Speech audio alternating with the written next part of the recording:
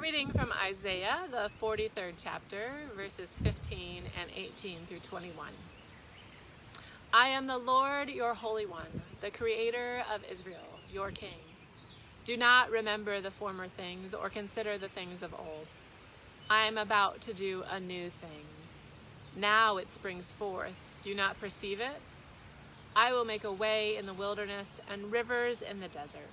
The wild animals will honor me, the jackals and the ostriches, for I give water in the wilderness, rivers in the desert, to give drink to my chosen people, the people whom I formed for myself, so that they might declare my praise.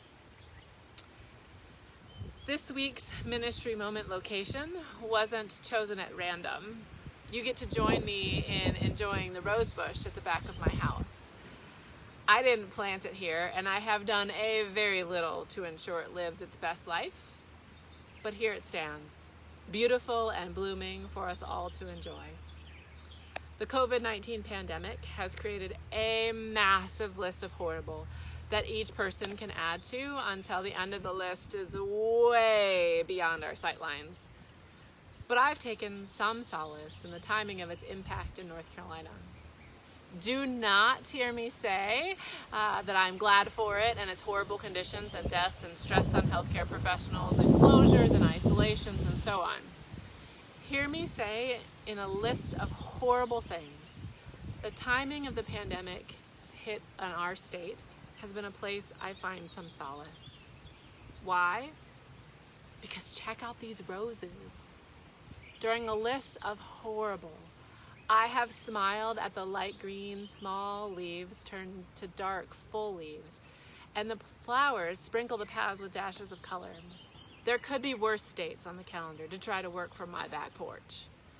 No one expected this spring to be months filled exclusively with rainbows and butterflies, but no one expected it to be quite like this either. Even still, creation can help us hone in our focus. What is this beside me? It's a complicated plant. Is it a bush of thorns or is it a bush of flowers? When I hacked this thing down by a good 1.5 feet the first week of March, it looked more like a bush of thorns than anything else. It felt like one too. It kind of made you wonder why someone put this thing here in the first place.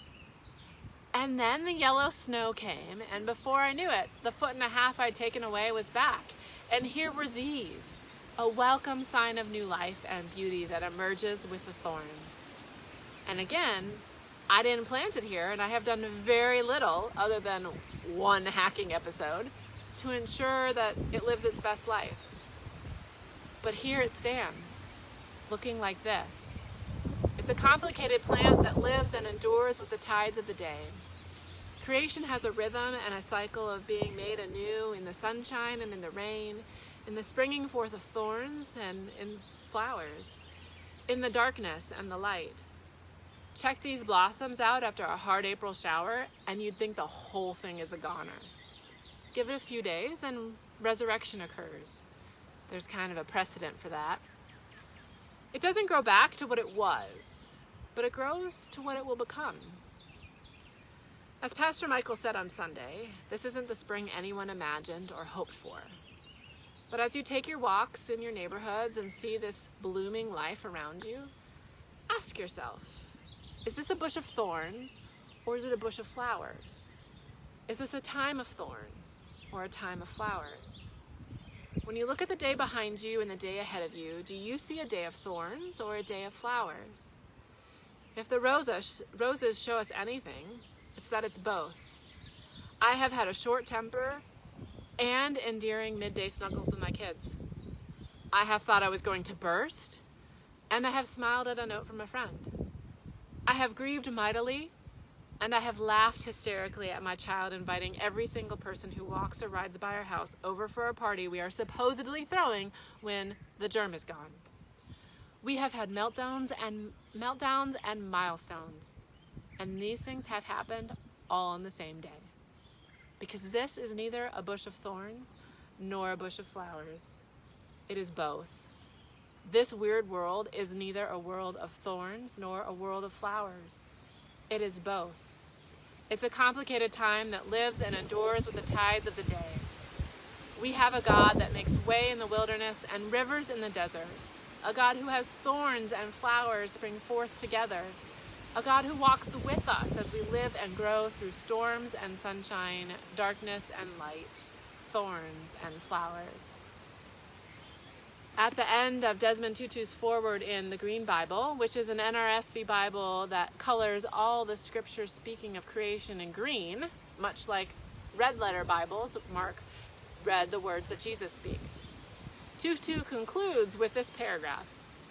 At the center of Christian faith and the Bible is the cross. Jesus is described as our peace, the one who has broken down the wall of partition. He says of his ascent to the cross, "And I, when I am lifted up from the earth, will draw all people to myself." That's John 12:32. As if in this cosmic embrace, Jesus would wish to enfold all that God has created, the entire universe, into unity. His supreme work is to reconcile us to God and to one another, and indeed to reconcile us to all of God's creation. It is possible to have a new kind of world, a world where there will be more compassion, more gentleness, more caring, more laughter, more joy for all of God's creation, because that is God's dream. And God says, help me, help me, help me realize my dream. The thorns and the flowers, the hard April showers and the resurrection that follows, the horribles and the new lives, the complicated time and the tides of its days are in Jesus' cosmic embrace and us there with them. As we go forth into the future, we can pray that this embrace leads us to not necessarily grow back to what we were, but to grow into what we will now become. Taking one day at a time, eyeing God's dream of a world where there will be more compassion, more gentleness, more caring, more laughter, more joy for all of God's creation. May we strive to be partners in making all things, the thorns and the flowers in it all, making all things new. It's a complicated life, but complicated and beauty can and do live together in the rhythms of life. And some of the best advice for self-care I've seen out there recently is this. Don't forget to drink water and get sunlight, because you are basically a houseplant with more complicated emotions right now. On a more serious note, receive this blessing from a devotion called The Earth Gospel. May the Creator give you eyes to see the new creation springing forth. May Christ give you ears to hear the laughter of new life. May the Spirit get the feet of your heart dancing to the rhythm of resurrection. Amen.